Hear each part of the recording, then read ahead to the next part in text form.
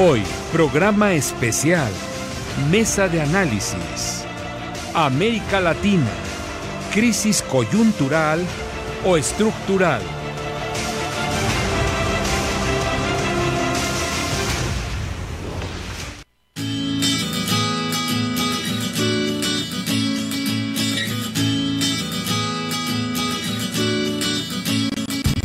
Si escucha una opinión, dato o corriente de pensamiento y le genera una reflexión, está usted escuchando Puntos Suspensivos. Puntos Suspensivos.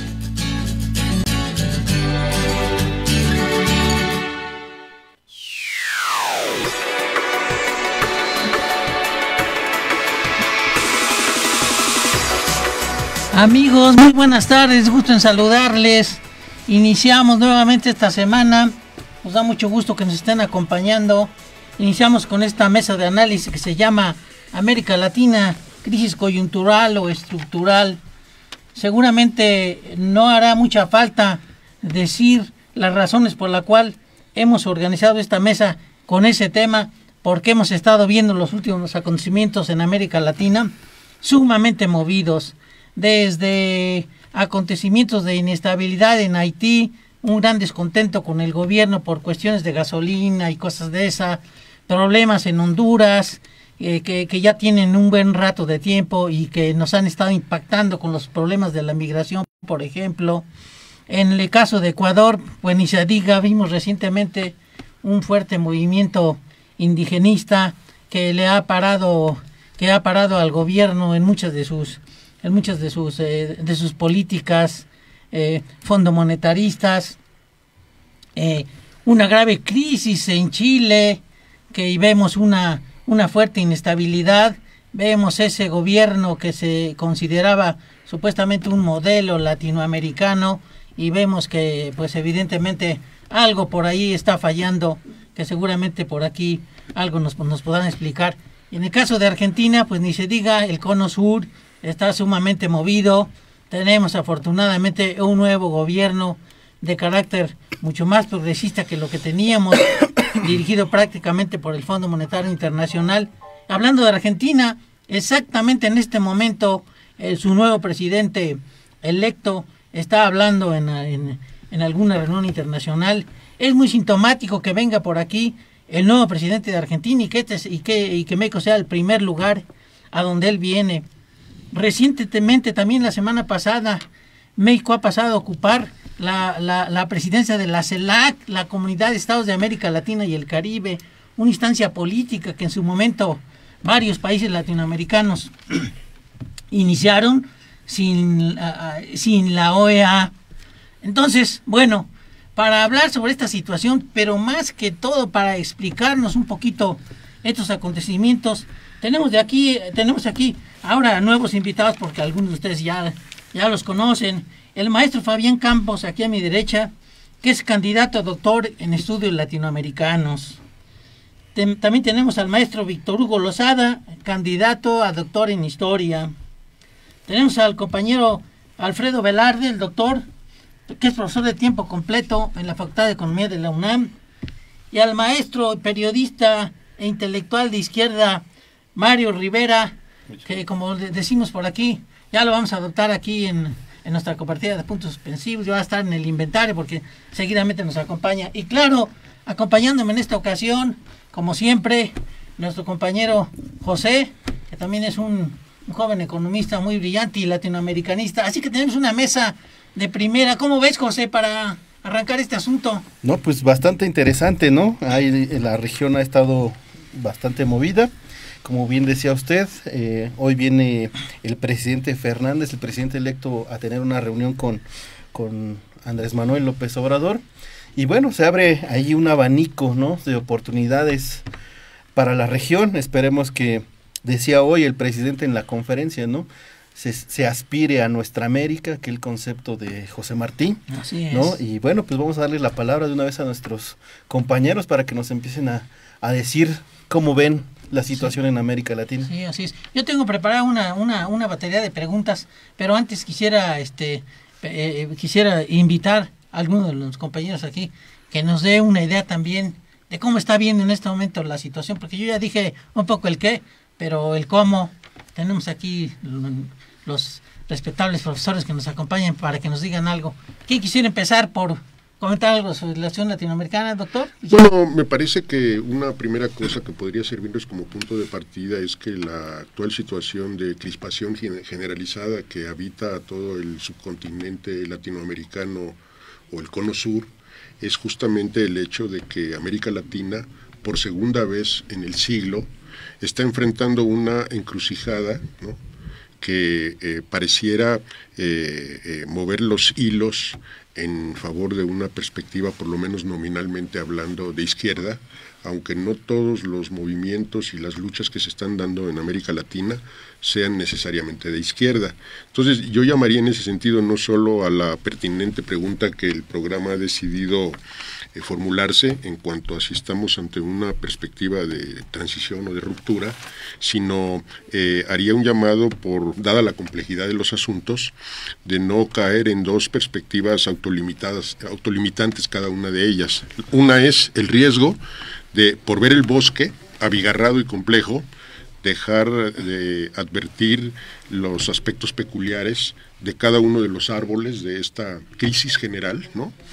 Y la otra sería que hay que precavernos de, por pretender ver el árbol, probablemente uno de los procesos más importantes, por ejemplo, en este momento es el de Chile, que no está resuelto en ningún sentido, ¿no?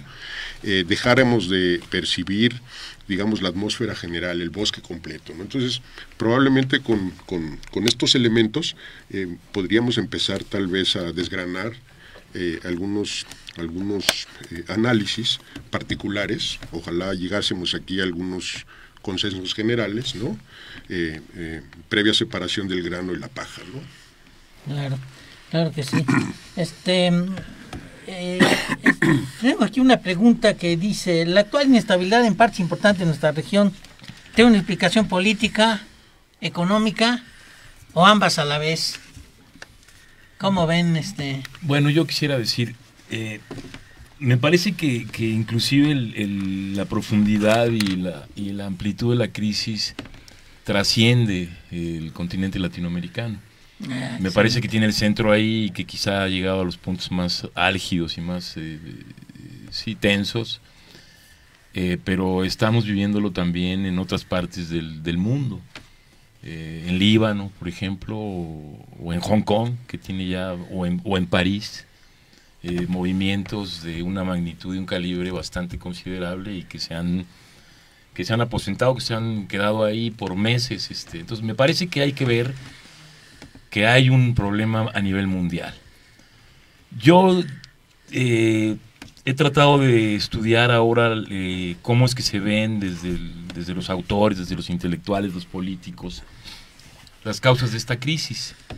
Desde los planteamientos de Touraine y de Castells, que se refieren, sobre todo ponen en el centro el hecho de la globalización como un fenómeno que, entre otras cosas, expropió del movimiento social y de las sociedades nacionales la capacidad de hacer política, la disminución en ese sentido de las funciones que cumplía el Estado Nacional, que entraron en crisis en todos lados.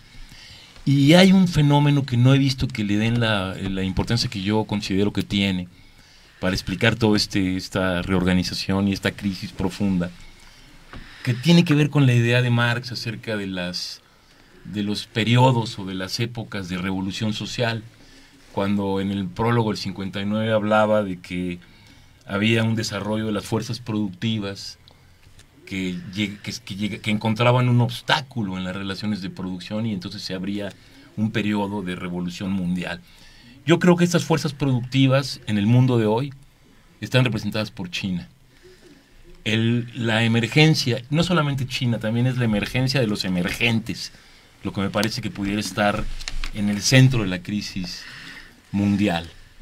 Fuerzas productivas, a propósito quisiera decir, hay un desconocimiento grande de lo que es China y de lo que sería una intención de caracterizar la sociedad china. Se repiten esquemas sobre el capitalismo de Estado, discusiones viejas del marxismo de los 20, etcétera, pero en realidad no tenemos estudios a fondo de lo que ha sido la transformación social en China y de lo que pudiera estar implicando esa fuerza productiva en el mundo. Entonces creo que eso hay que considerarlo.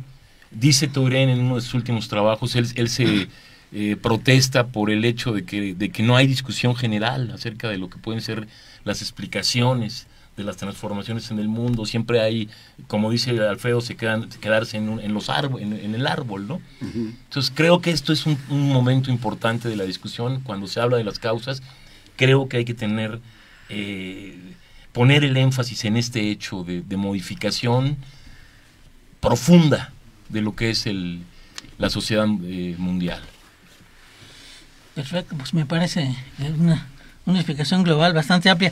Doctor Víctor, ¿verdad que esta invención reciente que viene de los Estados Unidos y de algunos sectores conservadores, de que Cuba y el presidente Maduro de Venezuela están moviendo el ramaje en América Latina para provocar todas estas cuestiones que vemos en este momento? ¿Qué le parece la explicación? Bueno, a todas luces parece absurdo que países que tienen una fragilidad económica en este momento, una fragilidad política, estén encabezando un movimiento continental de izquierda. Yo creo que eso tiene que ver un poco con el carácter inusitado, repentino de estas explosiones sociales que se han dado en América Latina. Hay que resaltar, un poco retomando lo que decía el profesor, que ni la comunidad intelectual, académica, las clases en el poder en América Latina previeron los disturbios que se han dado en los últimos días durante el mes de octubre. Me parece muy interesante que tengan ese carácter de alguna forma inesperado. Pero por otro lado también creo que tendríamos que ser muy cuidadosos. Medios, por ejemplo, como Telesur, que yo leo frecuentemente, o por ejemplo ayer la Jornada Semanal publicó un dossier donde hablaban del ocaso del neoliberalismo en Chile. Yo creo que tenemos que ser muy cuidadosos y muy responsables con la evaluación que hagamos al respecto. Estos movimientos sociales no necesariamente pueden derivar en el ocaso del neoliberalismo o por lo menos de los gobiernos que representan ahorita la derecha latinoamericana. Debemos recordar que los movimientos sociales en la región, si hacemos un poco de memoria histórica, por ejemplo en el 2013, en el caso brasileño, recuerdan que hubo movilizaciones muy fuertes en Río de Janeiro, en Sao Paulo, por el caso de precisamente el incremento a los precios del transporte en ese país, previo a justas deportivas que se iban a llevar a cabo. La Olimpiada, ¿no? Y derivaron, de alguna forma, si hacemos un poco de perspectiva, derivan en la caída del PT, de Dilma Rousseff, y la llegada de Bolsonaro. Entonces, no necesariamente hay una relación directa entre los movimientos sociales, las irrupciones, las respuestas a ciertas políticas públicas y la llegada de la izquierda o el ocaso del neoliberalismo. Hay que tener cuidado, hay que revisar cada caso nacional por separado. A ver, José, ¿quieres preguntarle algo al maestro Fabián, aprovechando su presencia aquí? Maestro Fabián, ante la nueva coyuntura política que se presenta, ¿sería posible pensar en la aparición de una nueva ola progresista, semejante a la que ocurrió a principios del año 2000? Del siglo, ¿verdad? Del siglo. ¡Auch! Yo creo que tendríamos un poco, retomando lo que ya se ha dicho aquí, ser un poco más, no tanto precavidos, sino más claros. Evidentemente que en distintos países lo que se está viendo de la región, lo que se está viendo es una emergencia de la gente, no desorganizada, sino una irrupción, una insurrección de la gente ante las medidas impulsadas por el Fondo Monetario Internacional. Eso hay que tenerlo bien claro, porque todos los movimientos sociales, que salvo el de Bolivia, que tiene otra naturaleza, ¿no? Nicaragua. ¿No? El de Nicaragua, pero no, incluso en ese. Los movimientos sociales de protesta en América Latina del último año tienen que ver con la reacción de los pueblos a las medidas implementadas por el Fondo Monetario Internacional en dos sentidos. 3. Uno es la obligación que tienen los estados latinoamericanos por disminuir los subsidios al transporte, que ese es un tema en la agenda del Fondo Monetario Internacional. El otro, que tiene que ver con el asunto de las pensiones, que por ejemplo ahí que entra a Nicaragua como el primer elemento para que se desate la protesta, y también con las modificaciones a las leyes del trabajo, ¿no? A la jornada laboral, este asunto de una mayor flexibilidad. Okay. ¿Por qué hay que decirlo de esa manera? Porque la gente sale a protestar y junto con la gente que sale a protestar hay grupos organizados que están ahí pretendiendo hacer su propia agenda político-electoral, pero no necesariamente están empalmados, por decirlo de manera clara. Incluso en el caso de Nicaragua, no toda la gente que sale a protestar contra el régimen de Daniel Ortega están con el MRS o con el Partido Liberal, ¿no? Así como en Ecuador, no toda la gente que salió a protestar estaban a favor de Correa, ¿no? Por ejemplo, Ernesto Cardenal, ¿no? Que es uno de los principales opositores al viejo sandinista que es Daniel Ortega, ¿no? Entonces, ya para concretar, ¿por qué yo decía que tendríamos que ser más cuidadosos con esa pretensión? Evidentemente que las imágenes nos dan para mucha esperanza. Por ejemplo, yo recordaba hace rato, cuando estaban platicando, la imagen de la niña que agarran los carabineros, la llevan en andas y la niña va sacando la lengua, ¿no? Esa falta de miedo de los chicos que salen a protestar en América Latina, ¿no? Las imágenes en Ecuador, que también son muy potentes, no tienen por qué necesariamente concluir en un cambio de gobierno, ¿no? O sea, de un cambio de régimen, porque yo no veo, por lo menos de manera clara, que estén conformando liderazgos fuertes que puedan encabezar y conducir ese descontento popular en la conformación de políticas públicas, una nueva correlación de fuerzas políticas que lleven al poder. Fabián, ¿dirías que ese es el caso de, por ejemplo, de Ecuador? Por ejemplo, o sea, el movimiento indígena en Ecuador, que salió a protestar, que puso en jaque a Lenín Moreno, tiene años, por lo menos tiene 7 años que está separado de la izquierda institucional de Correa. A pesar que su campaña por la presidencia no fue, digamos, al abrigo de un programa fondomonetarista ni neoliberal, sino siguiendo la saga de la herencia progresista, ¿no? Por supuesto, pero ahí el movimiento popular se ha puesto, digamos, en términos clásicos y esquemáticos, más a la izquierda, que esa izquierda progresista, institucional, electoral, ¿no? Por ejemplo, la otra, porque no esto cierro, porque si no me voy a extender mucho, que nos permite decir que no hay que ser tan optimistas en este caso, es la propia llegada al poder de Fernández en Argentina. Un señor que es bastante más tecnócrata, que incluso su primer distanciamiento con el movimiento popular argentino es cuando se opone, él siendo ministro de Hacienda. De Kirchner, ¿no? De Kirchner, de Cristina, en el traslado del esposo a la esposa. Y él sale, y él llega con una agenda que trata de ser tibia. Por un lado sabe que tiene lineamientos del Fondo Monetario Internacional que no puede eludir, y por el otro lado sabe que hay una fuerte presión social para cambiar ciertas políticas públicas, económicas que Macri implementó. Entonces, que llegue Fernández al poder o que ya haya llegado, no implica que vaya a ser un gobierno de izquierda. Sobre todo por los propios límites que pone su extracción peronista, ¿no? Por supuesto. Entonces, el hecho de que estén llegando, en el caso de Argentina, grupos que estén en contra de la posición de Macri, que sería la derecha más clara, quiere decir que sean de izquierda, y que ni siquiera que se vaya a crear una nueva ola de gobiernos progresistas. Con esto cierro. Hace 15 días, el propio Fernández dijo textualmente que en Venezuela no había una dictadura, sino que había un gobierno autoritario.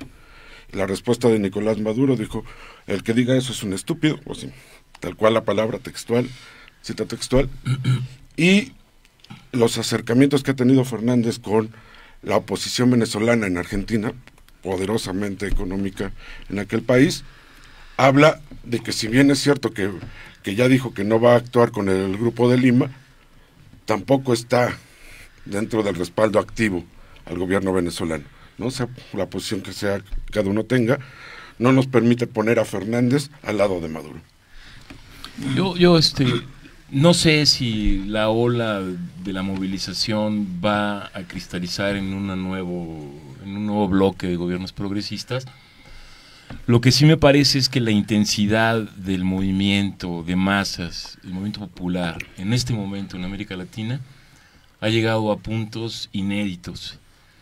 No recuerdo un levantamiento de la magnitud como el que hubo en Ecuador hace unas semanas y en Chile después del Caracazo. Exactamente. Después del Caracazo. Quizá hubo una situación en América Latina parecida en términos de la movilización de los pueblos a principios de los 70s, cuando estaba la Unidad Popular Chilena y el bloque democrático en Bolivia, que después fueron aplastados. Bueno, al inicio con la guerra del agua y del gas en Cochabamba. Pero no creo que haya llegado a esa magnitud. Ahora, me parece que hay que observar también, más allá de los partidos, acontecimientos que en Europa se han observado por los teóricos de la autogestión, del comunismo, etcétera. El hecho de que en Chile hay evidentemente un elemento de conciencia en el movimiento estudiantil, que me parece que sería estar hablando en los viejos términos, decir que es un movimiento espontáneo, cuando capta la coyuntura y la situación en Ecuador, e inmediatamente después, a partir de un aumento en el precio del metro, no son 30 pesos, dicen, son 30 años. Y son 30 años de una transición que dejó intactos los pilares jurídicos y militares de la vieja dictadura. Son transiciones que no llegaron a fondo, el avalaz haitiano de los 90, que terminó en lo que es la situación actual. En fin, hay una serie de cuentas pendientes en la sociedad latinoamericana que parece que están ahí estallando y que tienen que resolverse. No sé si va a ser por la vía de los nuevos gobiernos o como han sido más bien los movimientos después del 68, que sin tener repercusiones en el gobierno van teniendo repercusiones profundas en toda la organización social, ¿no? Perdón, yo quería comentar respecto a lo que decía el maestro Fabián Campos, sobre estas reminiscencias que hay de neoliberalismo en los gobiernos que llamamos progresistas de manera común. La semana pasada salió un artículo muy interesante en el periódico El Universal, donde el anterior secretario de Hacienda, Carlos Ursúa, analiza el perfil político y económico del gobierno de Andrés Manuel López Obrador, y él hace una especie de decálogo. ¿Cuáles son los 10 puntos u 11 puntos, no recuerdo en este momento, que caracterizan un gobierno neoliberal? Y resulta que, a su juicio, el gobierno de Andrés Manuel López Obrador tiene muchos elementos neoliberales de manera inherente. Este comentario no solamente para descalificar a algún de ninguna manera al actual gobierno de izquierda que hay en México, pero sí habla mucho del enquistamiento de ciertos elementos neoliberales en cualquier país de América Latina, donde es muy difícil echar abajo todo un sistema, toda una estructura de políticas que durante los últimos 30 años han azotado la región y que bueno, los gobiernos progresistas que llegan tienen una herencia y tienen unos retos para desmontar todo ese bagaje, toda esa estructura neoliberal que hay en nuestros países. También es un elemento que me parece digno de discutir. Bueno, fíjense que en ese sentido me hace acordarme cómo en la revolución bolchevique Lenin tiene que recurrir a los tecnócratas finalmente, ¿no? Y en uno de esos recurre a Leonid Krasin, que era un gerente de la Siemens, ¿no? Y que empieza a lidiar con la transición, ¿no? La nueva economía política de Lenin, o mejor dicho, la nueva política NEP, económica. ¿no? La famosa NEP de 1921. Así es, ¿no? Pues no es otra cosa más que la permisión de la inversión extranjera directa en la Revolución de Octubre, ¿no?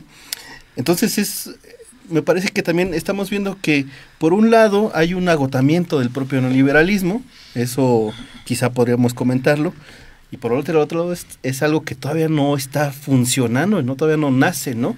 Entonces en ese sentido me parece que es necesario esas transiciones, ¿no? Más bien yo vería que estamos en América Latina ante una serie de transiciones, un cambio de modelo, ¿no? Y en ese sentido, yo le preguntaría a usted, maestro sí, claro. Velarde, sí. ¿Las políticas neoliberales tienen entonces alguna responsabilidad en esta crisis? Bueno, yo en realidad he escuchado con mucha atención los argumentos de los compañeros que nos han antecedido en el uso de la palabra, y yo digo que, digamos, si hemos de buscar una respuesta económica por su brevedad, indudablemente sí. Digamos, es cierto que los motivos y las causas o los factores determinantes de la complejidad de esta crisis tienen aristas que provienen de muy distintas latitudes, pero que sin embargo efectivamente todas tienen como un componente esencial suyo el que los gobiernos que han suscrito y han hecho suyas los enfoques del Fondo Monetario Internacional y del Banco Mundial y que han aplicado políticas de reestructuración de corte o de factura neoliberal, pues tienen directamente que ver con esta crisis y con la inconformidad. Yo soy de los que está teniendo una lectura, no sé si optimista o pesimista. Yo tiendo a ser pesimista porque dicen que los pesimistas somos optimistas bien informados, ¿no? Pero con total independencia de eso, y ahora tratando de reaccionar un poco a las cosas que he escuchado, diría, digamos, a propósito del señalamiento que hace el compañero Hugo, de que seguramente Carlos Ursúa sabe de qué habla cuando está discutiendo un presunto decálogo que aplicándoselo a Andrés Manuel como si se tratase de la prueba del ácido, a su juicio, no califica como un gobierno de izquierda, y digo, no sé cuál será ese decálogo, pero por lo menos en términos de la política monetaria de Banjico, o en términos, por ejemplo, del TLC 4.0 remasterizado con el TEMEC, es evidente que estos dos aspectos de la política económica general pues nos permiten reservarnos el beneficio de la duda en cuanto a considerar el gobierno de Andrés Manuel como ya explícitamente por la vía de los hechos como antineoliberal. Lo que sí es muy claro es que no se va a salir de la crisis tratando de refuncionalizar y presentarlas de una manera menos rocosa las políticas neoliberales. O sea, yo sí soy de los que cree que, a querer o no, las políticas neoliberales están viviendo su ocaso histórico, en términos no solo de su temporalidad, sino en términos de los efectos que han desencadenado en el conjunto de las sociedades de América Latina, ¿no? Llama poderosamente la atención, por ejemplo, el guiño del presidente venezolano Nicolás Maduro ayer al gobierno de López Obrador, porque él sabía de lo que estaba hablando, sabía que el día de hoy se iba a dar una primera encuentro entre el recién electo presidente Fernández con Andrés Manuel en la Ciudad de México. Esta reunión tuvo por sede la Ciudad de México, y si no me equivoco ocurrió hoy en la mañana después de la mañanera, ¿no? Y hoy me desayunaba tomando café oyendo la mañanera, y me daba la impresión de que López Obrador no aceptaba el guiño de Maduro, porque él habla, porque según escuché la propuesta anoche de Maduro, es que en América Latina se estaba abriendo la brecha para una coyuntura conformadora de un frente amplio antineoliberal, y que en ese contexto el papel que estaban llamados a jugar dos presidentes recientemente electos en América Latina de una factura al menos no neoliberal, como serían el caso mexicano de Andrés Manuel y el caso argentino de el nuevo presidente de extracción peronista Fernández, que por la vía de los hechos van a un esquema de cogobierno con la mismísima Cristina Kirchner, ¿no? Estarían llamados en el guiño de Maduro a encabezar este Frente Amplio Progresista, y la respuesta de Obrador fue salirse de ese encuadre, ¿no? Diciendo que Trump sí lo había también felicitado, ¿no? Bueno, no me extrañaría en lo más mínimo, pero lo que me llamó poderosamente la atención es el argumento con que Andrés Manuel escurre el bulto, dice, no, precisamente porque nosotros somos partidarios de la autodeterminación de las naciones. Entonces, de la misma manera en que nosotros no estamos interesados en tener injerencia en la política de otros países, también reclamamos el respeto para México, ¿no? Una cosa así, ¿no? Que evidentemente ahí habría que, los críticos de López Obrador dirán que es su falta de internacionalismo y de desconocimiento de la realidad exterior, y los apologistas, digamos, quintacolumnistas de López Obrador probablemente dirían que en realidad en Andrés Manuel lo que premió fue la mesura ante la complejidad del panorama que se presenta en América Latina, ¿no? Sí. Yo creo que ahí fue una cuestión, yo lo sentí sumamente diplomática, Alfredo. Lo digo como diplomático que fui. Es difícil, por ejemplo, ante la perspectiva de que próximamente, pues la verdad, ¿no?, se apruebe o no el TEMEC. No es fácil. Yo siento que para el presidente asumir una posición, por ejemplo, de liderazgo, como algunos piden, que yo creo que incluso los mexicanos, he leído estadísticas, los mexicanos no están de acuerdo que México lidere nada. Sí que participe a nivel latinoamericano. Yo creo que un poco trató de guardar ahí el equilibrio. Pero bueno. Héctor, pero si en este momento de efervescencia del movimiento, el gobierno de izquierda mexicano no se atreve a dar un paso, una iniciativa hacia adelante, pues entonces ¿cuándo lo va a hacer? Echeverría mismo jugó un papel de cierto liderazgo cuando el movimiento de los no alineados, o hizo algunos movimientos en ese sentido. Yo creo que si en esta oportunidad no se mueven las piezas, digamos, hacia una integración del continente, hacia una desmilitarización, esa es la reivindicación principal en Chile, acabar con el grupo de carabineros que tiene tomadas las ciudades, y una serie de problemas que atañen a todo el continente. Entonces, ¿en qué momento van a poder jugar un papel? Sobre todo por una cosa que también me parece muy importante para nutrir un poco el argumento de Mario, ¿no? No es tan cierto que México no haya desempeñado en un pasado no tan remoto en la historia un papel, digamos, significativo en materia de política diplomática internacional. Recuérdese que el régimen presidencialista de partido único, casi único de izquierda, que trataba criminalmente a las disidencias de izquierda en el país, sin embargo se convirtió en un país de destino de los exiliados de las dictaduras latinoamericanas en general.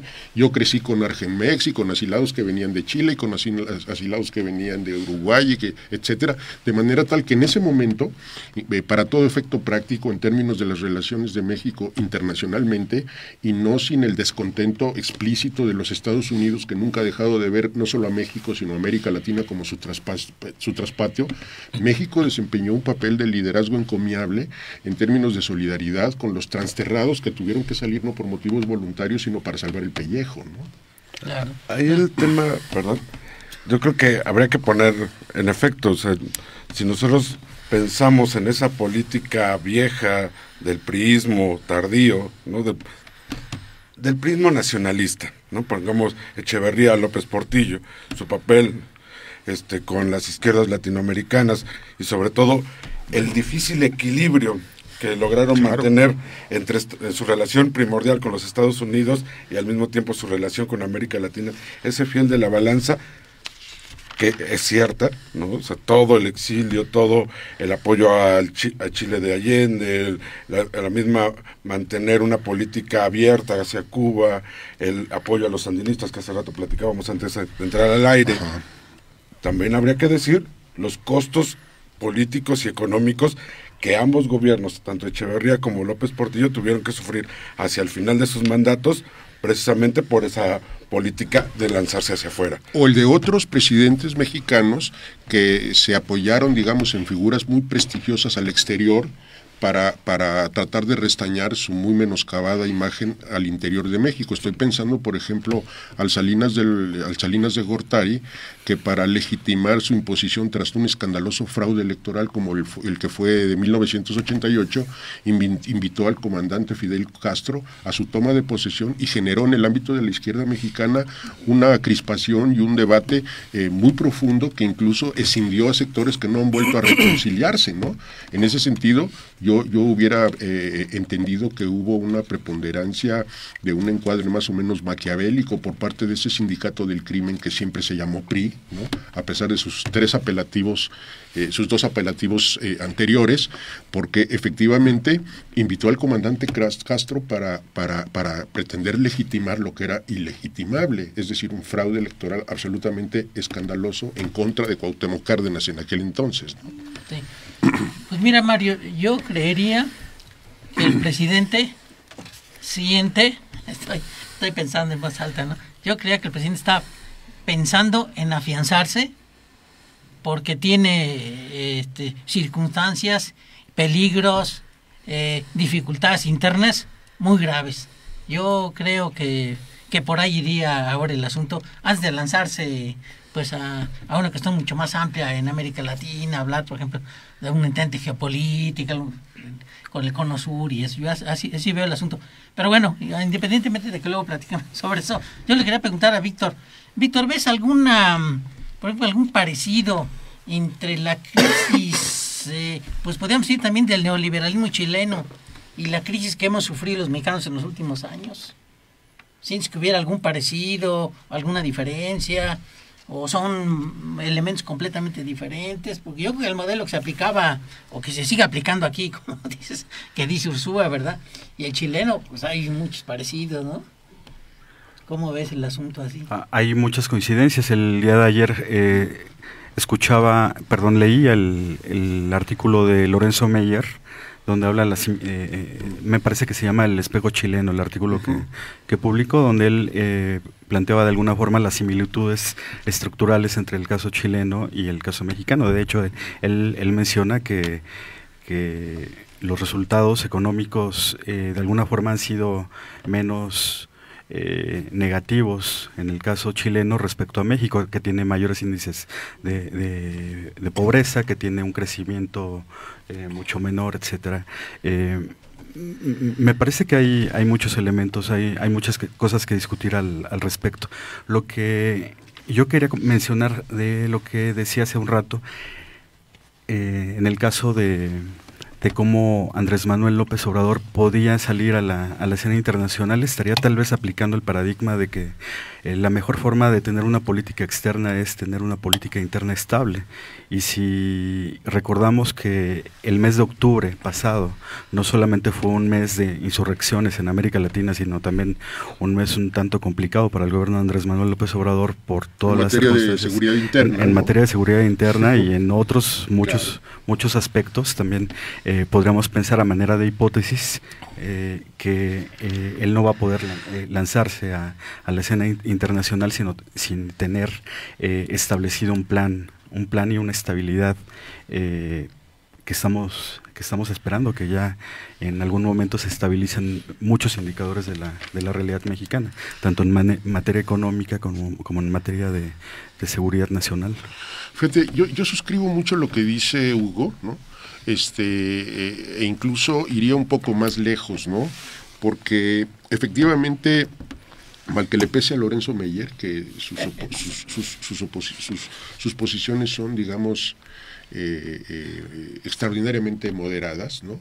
Con todo el respeto para el señor, pero si nosotros hacemos un recuento histórico de lo que significa el neoliberalismo en Chile, habría que decir que bajo su forma fenomenológica práctica, nació en Chile, digamos, se diseñó en la Universidad de Chicago, en el Departamento de Economía Política de Milton Friedman, y financiada por los Rockefeller. Financiado por los Rockefeller, etcétera, pero el laboratorio de pruebas de este patrón de ajustes estructurales, ¿no? de estas prácticas leoninas en contra de los intereses de los pueblos de América Latina, tuvieron como laboratorio de ensayos precisamente a la sociedad chilena. Me ha llamado poderosamente la atención porque tengo algunos amigos míos, por cierto, un reciente doctor en estudios latinoamericanos por la Facultad de Ciencias Políticas y Sociales y la Facultad de Filosofía y Letras de la UNAM, Cristóbal Cárdenas, un amigo muy querido que es un doctor que ahora es académico y le ha tocado desde Valparaíso presenciar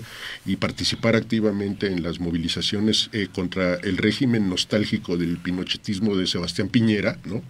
Este zar de las comunicaciones en el austral país, y es muy claro para el movimiento estudiantil y para los sectores universitarios de que el punto de inflexión que marca esta lucha ascensional, que tiene ambos componentes, no solo espontáneos, sino también algunos que vienen de tradiciones de lucha militante a lo largo de la dictadura de Pinochet, y que están planteando que si el neoliberalismo, para todo efecto práctico, nació en América Latina, en América Latina nació en Chile, tendría que empezar por finiquitarse con él en Chile mismo. Y esto es lo que le confiere un componente muy interesante, porque hoy, como lo dice Carlos Mesa, que es un activista muy importante del Frente Amplio chileno, ha estado planteando efectivamente que el tipo de negociación que permita abrir la vía al constituyente que se está planteando como una salida política, tendrá que ver no con una negociación cupular entre los de arriba, sino efectivamente con los ritmos y con las modalidades que están siendo diseñadas al calor de los combates callejeros por el movimiento amplio de organizaciones sociales, civiles y populares, ¿no? Con el componente, ojo, feminista y estudiantil, que se han venido comportando en el orden programático con una extraordinaria lucidez, ¿no? Entonces apunto este elemento para nuestra reflexión, ¿no? Bueno, vamos a saludar aquí a nuestros amigos de las redes sociales, a Iván Gómez que nos está viendo, Maribel Pablo, hola, buenas tardes, noches, saludos al profe Lerín, Maribel Gracias. Pablo y demás compañeros que están realizando el programa de hoy, bendiciones a todos, saludos Gracias. a Banderas McClown que nos está viendo, Pedro Valencia, saludos mi raza, vamos muy bien con AMLO, el pueblo lo apoya con 100%, y Banderas McClown que nos saluda desde Tijuana, Baja California, ¿no? Está bien. Ahorita son el sentir de los compañeros que nos están viendo por el momento. ¿Tienes ya tus fans, Lerín, ¿no? Sí, por lo que veo. Por lo que veo. Sí. A ver, creo que entró alguna otra. Así es, Javier Muñoz, saludos desde Querétaro. Ah, muy bien. Muy bien, gracias Saludos Javier, a Javier. saludos. Y plantéenos también sus preguntas aquí a los compañeros, a ver si se las podemos responder. A veces la realidad es un poco compleja, pero podemos intentar responderles, ¿no? Está bien. A ver, yo le quería preguntar aquí al maestro Fabián, ¿cómo se puede ver desde un punto de vista así de alta política o de geopolítica la visita del presidente argentino, del nuevo presidente argentino aquí? Porque pues evidentemente que yo considero que el que haya querido venir primero a México tiene Y su no a Brasil, por significado, ejemplo, ¿verdad? ¿no? No, pues sí, con Bolsonaro. También si nos puedes hablar de Bolsonaro. Bueno, Bolsonaro es un tema que nos podemos por todas sus Locuras, ¿no? múltiples aristas, ¿no? Bueno, una cosa que veníamos comentando hace rato cuando veníamos hacia el programa sobre Bolsonaro, y que me parece que sería interesante para poner en el tema de si esto nada más es coyuntural o es un asunto más profundo, es que si bien evidentemente la derecha ha tenido una serie de reveses fuertes, serios, tampoco es que la derecha esté guardando y se haya ido a velar sus armas. Aquí, al final, como bien decía el maestro, el doctor, tenemos un movimiento popular muy amplio, pero también habría que pensar en términos electorales, nada más para tener un elemento para pensar. En Bolivia, más del 40% votó en contra de Evo Morales. Más del 40% de la población convocada y llegada a las urnas votó por Macri. El hecho de que estén saliendo la gente a las calles no quiere decir necesariamente que la derecha esté en retroceso, ¿no? Y para eso me voy a llegar a Bolsonaro y después hablamos de lo de Fernández. la declaración más interesante que ha hecho el hijo de Bolsonaro en el Congreso brasileño, que ha dicho muchas tonterías, pero una de las cosas más interesantes y más claras... Pensamos que Peña Nieto ya las había dicho todas, ¿no? Pero no, Fox. Siempre se pueden superar. Le cuestionan al hijo de Bolsonaro, líder de la bancada del partido gobernante, ¿qué piensa? ¿Cómo ve esta América Latina convulsa, levantada? Y la respuesta fue contundente. Si la izquierda se radicaliza, lo que nosotros vamos a hacer es tomar medidas dictatoriales.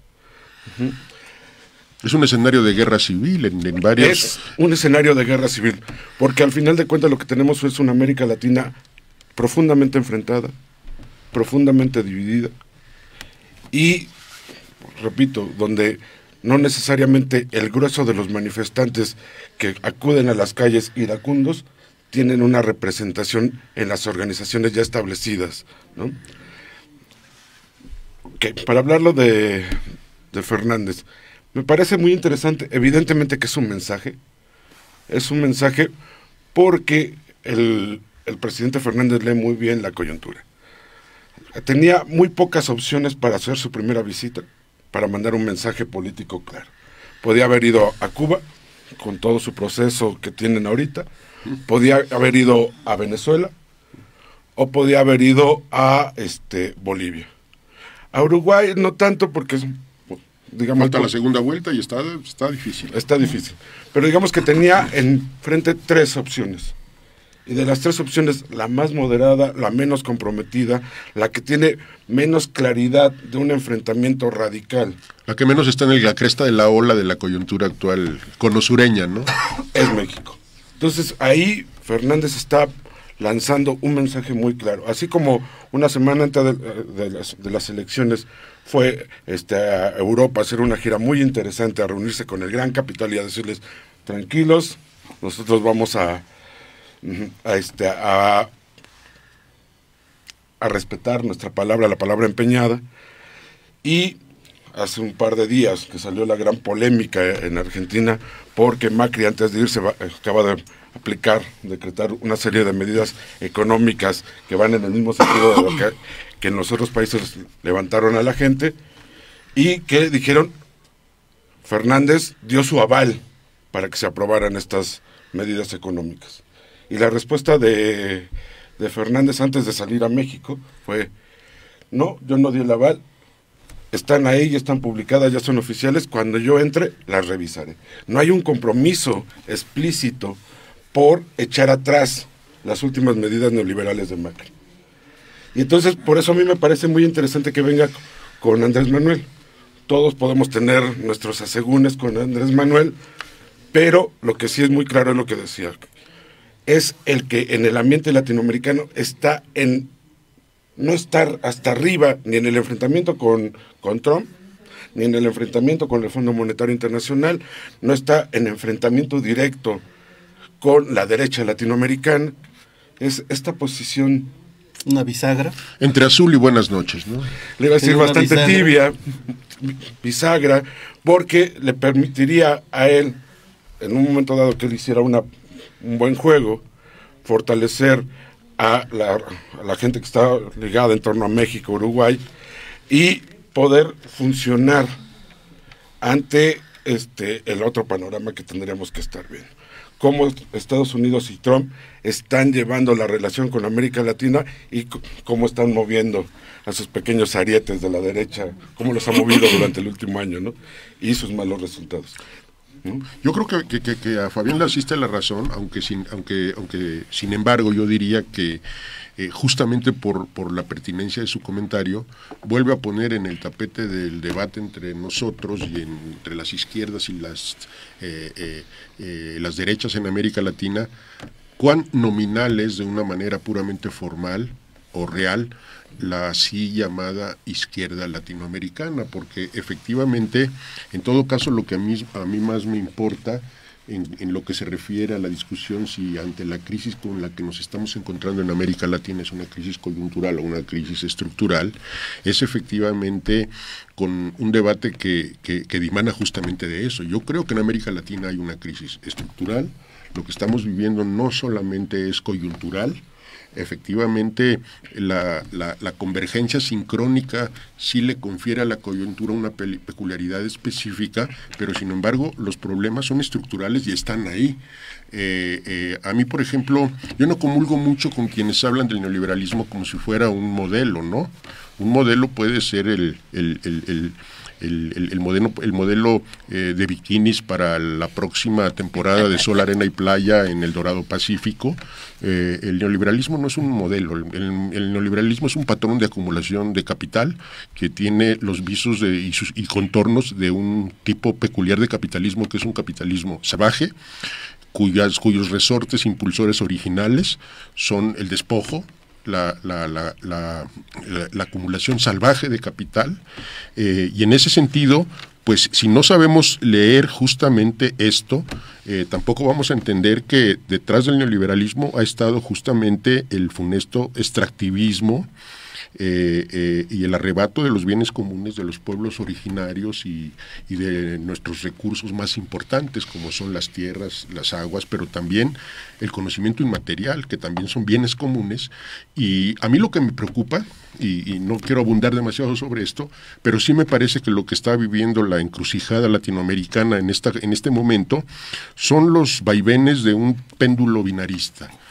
Pareciera que el mundo se acaba en los enfoques privatistas neoliberales o en los enfoques estatalistas que enfatizan lo público frente a lo privado, y yo digo que hay una realidad aparte, cualitativamente distinta de lo privado neoliberal y lo público estatal al modo keynesiano que se agota en las formas gubernamentales, y yo hablaría de esta otra dimensión, lo común para todos, cómo efectivamente frente al extractivismo ahora informático, como lo describe Manuel Castells en su más reciente entrega editorial a los breviarios del Fondo de Cultura Económico con su libro La Nueva América Latina, que yo invito a nuestros escuchas y a quienes nos ven en distintas partes a adquirir este trabajo, porque no hay una investigación empírica inmediata con una información tan fresca en el orden estadístico en materia no solo de desarrollo, sino de subdesarrollo humano. Si nosotros advertimos cuál es el sitio que América Latina está cumpliendo en el contexto de la globalización excluyente que estamos padeciendo, el abajo social explotado y oprimido en el mundo está siendo marginalizado en el contexto de la globalización. Y América Latina ocupa los indicadores más bajos en materia de desarrollo humano frente al resto del mundo. Y esto no es un accidente, este es el resultado del agotamiento de un patrón de acumulación de capital que, si no se puede cambiar por la vía de la reforma, tenemos que renunciar a la transformación si esto implica una ruptura con soluciones, digamos, que en alguna medida tendrán que ponderar en el rango de lo posible las medidas de fuerza ante una derecha golpista que está incluso hablando en los términos que ya habló Piñera en el movimiento chileno. Dice, esto es una guerra, y es una guerra interior en donde el enemigo es muy poderoso. Y andan madreando a chavitos de secundaria, que han estado inspirados, por ejemplo, en la huelga plebeya de entre siglos del Consejo General de Huelga de 99-2000, porque el referente del movimiento estudiantil en Chile es: los estudiantes chilenos se están movilizando contra las medidas neoliberales porque la privatización neoliberal de la educación condujo a cientos de miles de jóvenes que no se pueden titular porque no pueden pagar sus créditos que les permitieron estudiar, ¿no? Y esto es una cosa tremenda. Por eso es muy importante el componente joven, estudiantil y femenino en el crisol de las resistencias contra un presidente tan impertinente y tan contraproducente para América Latina como Sebastián Piñera, ¿no? Yo quiero decir algo sobre lo del péndulo. O sea, me parece que no, o sea, hay que recordar que el péndulo neoliberalismo, keynesianismo, ocurre normalmente cuando se dan revoluciones en algún lugar del mundo. O sea, el keynesianismo es un producto, un resultado de la revolución rusa en 17. De la crisis del 29. De la crisis del 29 y de la revolución china. Es decir, sin revolución socialista, como se llamó, o sea, proletaria o campesina. Y del desenlace de las 2 guerras mundiales, Mario, por cierto. Sí, pues, todo un proceso profundísimo de revolución y de destrucción de capital y de transformación violenta de la sociedad. Entonces creo que no hay que olvidar, estoy de acuerdo con lo que se ha planteado aquí, el hecho de que irrumpan las multitudes a la lucha no garantiza que va a tener una orientación de izquierda o que la derecha no puede hegemonizarlas, ¿no? Eso es una disputa que se resuelve en la lucha por la hegemonía, ¿sí? Pero no hay que olvidar, o sea, que lo que se abrió también en esta coyuntura es la posibilidad de la revolución. O sea, no hay todavía claridad en los grupos, no hay planteamientos explícitos, pero la multitud puso ya la guía de que la cosa se resuelve en el terreno de la insurrección. No en el de la huelga general, que es un planteamiento obrerista del siglo XIX. Es la insurrección general. A mí me faltó decir, hay que observar en lo de los comos los sujetos que están participando en esta insurrección. Fueron los estudiantes los que llamaron a la rebelión, repito, tomando el ambiente, la atmósfera. Los colonos también de Barriales, que había abierto, ¿no? Ecuador. Pero los que se fueron a la insurrección son los llamados ninis. Son los jóvenes de las periferias que no tienen estudios, que no tienen trabajos, que le llamaban antes lumpen. Y que estuvieron en las primeras filas de las barricadas y que siguen estando ahí. Como los banlieues parisinos de hace unos cuantos años que incendiaban automóviles, ¿no? Entonces creo que me parece que no hay que perder la perspectiva, porque entonces es un poco, si nos vamos a quedar en el péndulo neoliberalismo keynesianismo, es someternos a las dos posiciones que hay de los grupos de las burguesías latinoamericanas, ¿no? Y ahí está abierta la posibilidad de que sean rebasados. Para terminar, quisiera, no, adelante. Bueno, solamente quería comentar algo vinculado con esta discusión entre el nacionalismo estatista y por otro lado el neoliberalismo. Me parece que hay un actor o hay una tendencia que tendremos que analizar también, que es la de los populismos en América Latina. Muchos gobiernos recogen elementos de un populismo que tendremos que revisar. Me parece que muchos gobiernos progresistas de alguna forma están haciendo políticas eclécticas, por llamarle de alguna forma, donde se entremezclan valores y posturas estatistas con estas políticas de las que hemos venido hablando de corte neoliberal. A mí me llama mucho la atención que el populismo entendido de una forma compleja, no como ese calificativo despectivo de la derecha, ¿no? Que utiliza la derecha cotidianamente y que además ejerce la derecha. Por supuesto. Que es una forma de racismo de la derecha fifí, ¿no? Claro. No. Sí, tiene muchos elementos que también tendríamos que discutir hasta dónde se recuperan elementos del populismo de los años 30, 40 del siglo anterior, ¿no? Hay uno que me parece que no están rescatando y que me parece fundamental, que es el de la formación de cuadros, la formación permanente de elementos de gente que esté estudiando, que esté revisando críticamente el mundo actual, porque de esa forma también la generación de cuadros implicaría de alguna forma ir preparando relevos, que la izquierda, los gobiernos progresistas en América Latina no han preparado un cambio generacional, y eso sería muy importante que se fuera pensando. Sí, mira, yo tengo una coincidencia y una divergencia con lo que está diciendo Hugo, porque por un lado, cuando estamos hablando de cuadros, ¿no? A lo mejor estamos pensando en formas de organización tradicionales, por ejemplo el viejo debate entre partidos de cuadros o partidos de masas, ¿no?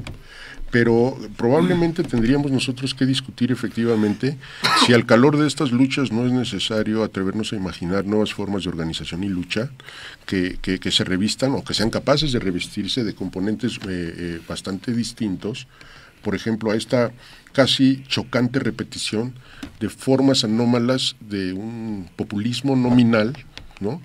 que además no termina por esclarecer muy bien a qué intereses sirve, porque estamos viendo que el gobierno de Donald Trump en los Estados Unidos de Norteamérica también caería en la hipótesis de una forma peculiar de populismo, explícitamente de derecha.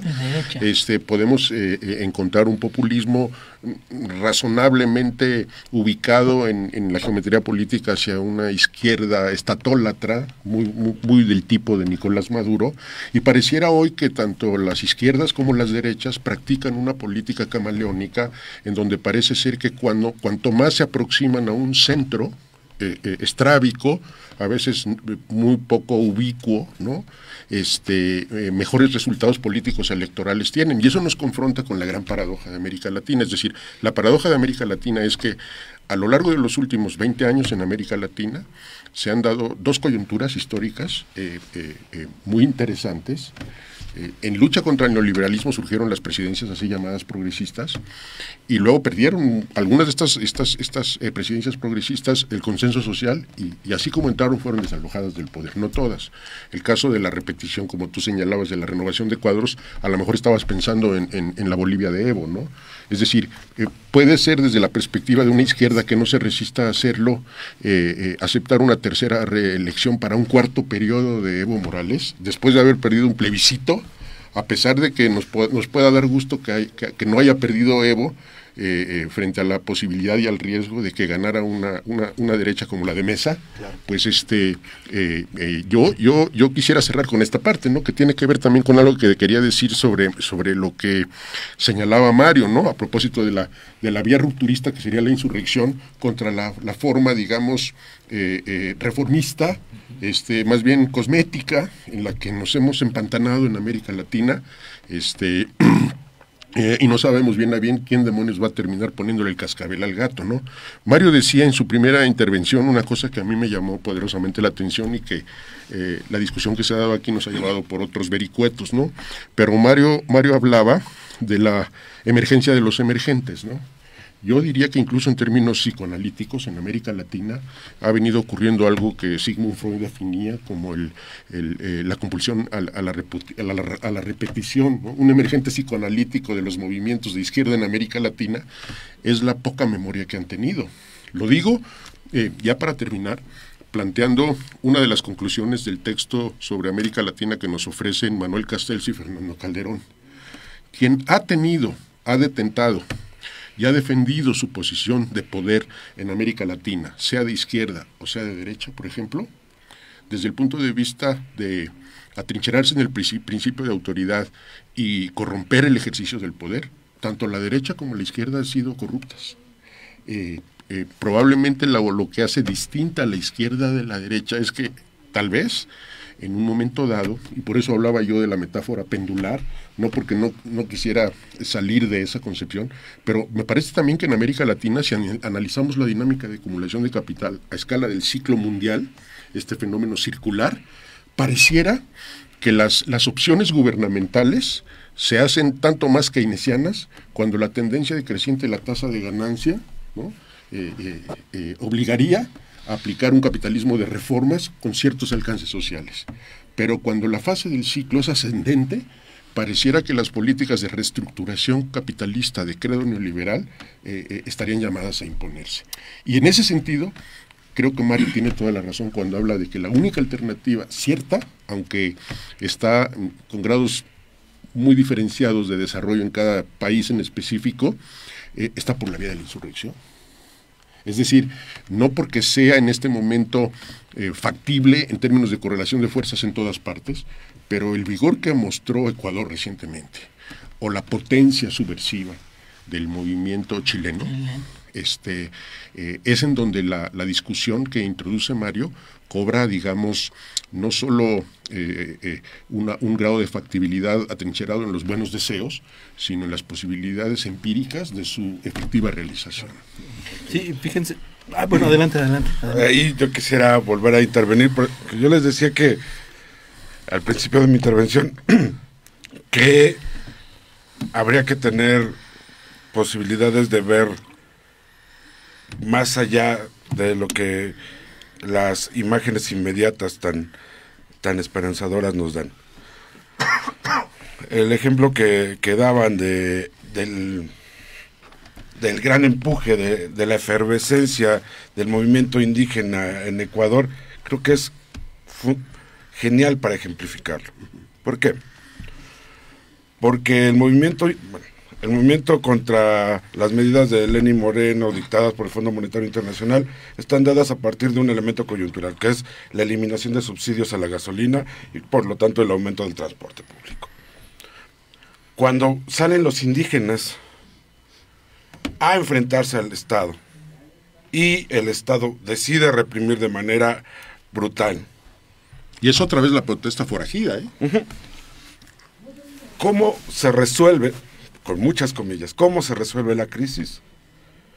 Cuando Lenín Moreno dice, retiro el decreto por el cual se eliminaban los subsidios. Sin embargo, las letras chiquitas de eso es, pero nosotros necesitamos hacer un nuevo acuerdo con el movimiento popular que se levantó, porque lo que no podemos dejar de hacer es cumplir las medidas, las condiciones que nos impone el Fondo Monetario Internacional.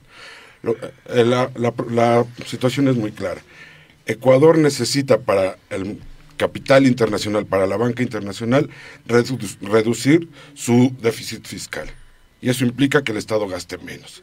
Lenín Moreno dice, está bien, se levantaron, no puedo seguirlo aplicando, pero yo tengo que sacar ese recorte de otro lado. Pero es eso justo lo que el movimiento de masas en Ecuador no quiere hacer, ¿no? Sin embargo, cuando se abroga el decreto, la propuesta avalada por la ONU, la Iglesia, todos los mediadores, fue, bueno, pero se sientan en una mesa porque tenemos que hacer un nuevo decreto. No vamos a hacer el recorte aquí, pero lo tenemos que hacer en otro lado. Lo mismo pasó en Nicaragua, lo mismo está pasando en Chile, porque el Estado, o por lo menos el aparato gubernamental, está tratando de resolver de esa manera la crisis. El Fondo Monetario Internacional está imponiendo una serie de medidas, el pueblo, la gente se está insurreccionando. Puedo echar para atrás mi plan, pero eso no implica que abandone la necesidad internacional de reducir gasto social. Aunque eso implica también una apuesta en favor del desgaste, ¿no? Un movimiento no puede mantenerse en una tendencia permanentemente ascensional, sino que va a llegar el reflujo y el momento incluso del retiro táctico y etcétera, ¿no? Bueno, pues aquí le tenemos que cortar, no es porque no quisiéramos seguirlos escuchando, sino porque ya los aburrimos, ya los aburrimos. No, para nada. Fíjense que a mí se me quedó una pregunta que ojalá podamos retomar más adelante, ¿no? Si ustedes están de acuerdo en venir. ¿Cuál es el papel de Estados Unidos y de Europa, no? Justo que ahorita, el siguiente año, todo el mundo está augurando una gran recesión mundial, ¿no? Y los analistas de la derecha, principalmente, las grandes calificadoras, todo el mundo apunta a que va a haber una recesión y va a ser más fuerte que la de 2008, ¿no? Entonces, en ese sentido, sí es un escenario diferente a lo que vivieron los gobiernos progresistas de inicios del siglo XXI, ¿no? Porque ahí veíamos la unipolaridad, la potencia de Estados Unidos solo, ¿no? En el mundo, ¿no? Y ahorita ya está este otro tercer modelo que yo no diría que la sociedad está entre neoliberalismo y keynesianismo. Esta es la tercera vía, ¿no? La de China y Rusia. Recuperar empresas paraestatales e incentivar a la iniciativa privada, dar ciertas concesiones, ¿no? Que es más o menos lo que aplicó Evo, ¿no? Pero lamentablemente el ahí tiempo tendremos que ver, por ejemplo, la presencia y cómo Donald Trump, cuando platiquemos de esto, cómo Donald Trump se está viendo orillado a aceptar el fin de la hegemonía plena de los Estados Unidos sobre América Latina, al aceptar que Rusia se va a quedar con un pedazo del pastel de Venezuela. Pero le dicen América Latina ya. América Latina. No, además, por ejemplo, Estados Unidos también, la crisis interna que tiene, ¿no? 40 millones de gentes en la pobreza, gente que defeca ya en la vía pública, una crisis de agua muy importante, ¿no? Entonces, se quedó esto, pero ojalá la podamos retomar en un segundo programa. Yo nomás haría esto, José. Yo les pediría de favor a cada uno de nuestros participantes que cerraran un minuto. Ay, disculpen, ya saben que el tiempo apremia. La dictadura del tiempo. Un minuto nada más, que nos dieran una opinión final, si quieren, sobre sobre Todo esto que lo hemos que nos platicado. quieran decir. ¿Quién Yo cerrar? quiero terminar solamente Eso. con un comentario para seguirlo discutiendo posteriormente. Me parece que hoy un gobierno que se dice de izquierda y no tiene una política internacional, mundial, en el eje de su existencia, después de 30 años de globalización, cuando parece irreversible por mucho que haya pataleos en sentido contrario, es estar fuera de la época. No se puede adoptar el dicho de que voy a limpiar la casa primero para después saber qué hago. Creo que van las cosas al mismo tiempo. El mundo ha cambiado de tal forma que me parece que hoy la política mundial, la política internacional de un Estado, está antes que cualquier otro asunto fundamental. Y en América Latina, la iniciativa para hacer toda una serie de movimientos en favor de una unificación, de la creación de un bloque económico que le pueda oponer una resistencia factible, considerable a las políticas intervencionistas. Ahora, me parece que esta rebelión de los pueblos de Latinoamérica, por mucho que no se defina todavía, ya ha generado efectos muy poderosos, al grado de que tengo la idea de que será un factor fundamental para la derrota de Trump en las próximas elecciones. ¿Quién sabe si para el impeachment, verdad? No, pero para las elecciones sí, para el 2020, ¿no? 2020. 2020. Estamos ¿Y exactamente a cerrar? un año de las elecciones Sí. en Estados Unidos. Maestro ¿Quién Hugo. cerrar? Hugo, Bueno, ¿alguna cuestión? mi comentario ¿La ya final? mi comentario final ya tiene un poco de dosis navideña, ¿no? Pensando en que ojalá que hubiera elementos para que Donald Trump saliera del poder, pensando en que sería una de las posibilidades para que particularmente México desarrollara una visión internacionalista. Yo creo que sí hay elementos internacionalistas en el programa de gobierno de López Obrador, particularmente en el campo de la migración. Esa propuesta, esa apuesta para hacer un desarrollo compartido con Centroamérica, habla de una visión internacionalista que ha sido restringida por el factor Donald Trump y su mandato para que desgraciadamente estemos fungiendo como policías migratorios. En eso ha quedado, ¿no? En eso ha quedado. Bueno, yo espero que en el futuro cercano podamos revisar una serie de cambios que de manera inevitable van a surgir con los procesos electorales que se van a llevar el año entrante. Está bien. A ver, ¿qué es? Yo solamente para cerrar, siempre esta idea de hablar de América Latina y no pensar México se vuelve complicado. Y nada más para entrar un poquito en polémica y dejar como en el aire este tema que acaba de abrir Víctor Hugo, habría que aceptar que sí, como decía Mario, todo gobierno tiene necesidad imperiosa de una política exterior clara. Yo creo que sí la tiene el PG, que Andrés Manuel tiene una política clara, pero no es la que nos gusta. Esa es otra cosa. Yo creo que él ha sido muy claro que su intención es mantener de la manera más cordial, incluso doblando las rodillas, su relación con los Estados Unidos, y que estos derechos al pataleo, tratando de ser muy coloquial, como ha sido la iniciativa para Centroamérica, desde la propia señora que la propuso, la anterior funcionaria de la CEPAL, hasta el propio PG, Marcelo Ebrard, saben que está destinada al fracaso. La correlación política en Centroamérica, dominada hoy por gobiernos de derecha, ¿no? Bukele en El Salvador, Jimmy Morales, pero Jim Matei en Guatemala, el propio proceso en Honduras, hace que esa propuesta, como tal cual, ya está muerta. No va a pasar nada con ella. México va a utilizarla como un buen paraguas para tratar de anteponerlo a los Estados Unidos, pero no va a pasar de meras declaraciones. Lamentable, sí, pero no hay más ahí. Gracias. Bueno, yo diría que cuando las políticas, digamos, de los de arriba ya no pueden mantener el control y la disciplina sobre las multitudes insurrectas, y cuando los de abajo ya no pueden seguir soportando el principio de autoridad, la represión, el empobrecimiento generalizado, el agotamiento de todo Estado de Derecho social, etcétera, se abren tiempos de revolución social, ¿no? Un poco para abonar la tesis insurreccionalista de Mario, ¿no? Y tú pareces anarquista, cosa que me da mucho gusto, ¿no? Pero también yo soy de los que cree que el reto más complejo lo tiene el modo de producción capitalista maduro de la producción inmaterial del tiempo histórico que estamos viviendo, porque o es capaz de generar una nueva forma de gobernanza, no me gusta la palabreja, o las tiene todas perdidas, porque estamos llegando, y en eso yo sí apostaría, digamos, mi juego, ¿no?, al fin histórico de la sinrazón neoliberal, ¿no?, precisamente cuando se ha hecho ostensiblemente claro que el neoliberalismo da ya avisos claros de su finiquito histórico por haber alcanzado sus límites históricos. Por lo menos esto lo dice Manuel Castells en este libro, en donde dice que la verdadera desgracia contemporánea de la América Latina del presente es que estamos padeciendo la Kamchatka, ¿no? ¿Y qué es la Kamchatka?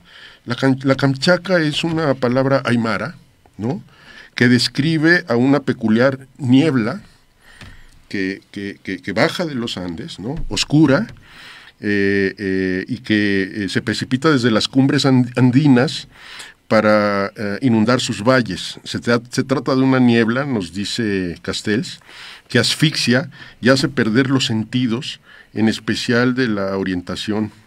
Por eso es que efectivamente el reto de América Latina es cómo salir de la Kamchatka, cómo generar una forma resignificada de aspiración democrática, radical, incluyente, para las enormes mayorías que han sido menoscabadas por el principio de autoridad estatal, capitalista, y por el neoliberalismo económico, que ya no tiene muchos rescoldos para pervivir en una sociedad que ya no lo soporta, ¿no?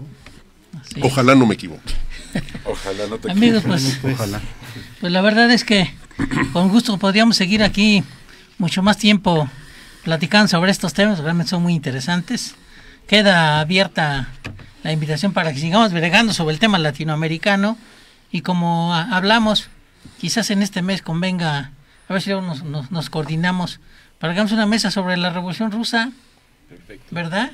Porque estamos en un aniversario de la aparición de la Revolución Rusa. Bueno, pues les agradecemos a nuestros amigos por sus preguntas, les agradecemos a los que nos están viendo, esperamos aquí que nos vean la próxima semana. Gracias a nuestros invitados, todos académicos de la UNAM, todas gentes de gran nivel. Saludos. Muchas gracias por seguirnos. Buenas tardes. Ya son noches. Gracias. Buenas noches. 7 con 14 minutos, 13 minutos. Saldando.